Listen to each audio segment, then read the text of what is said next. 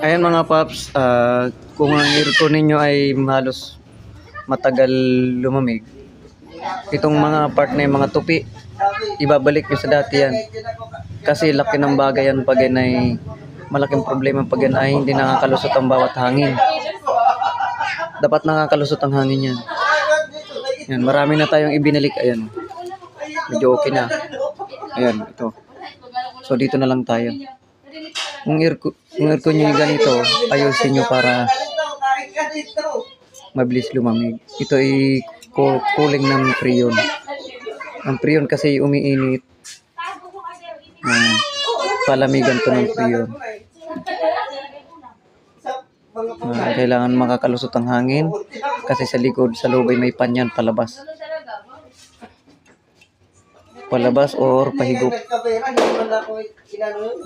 Kaya kung ito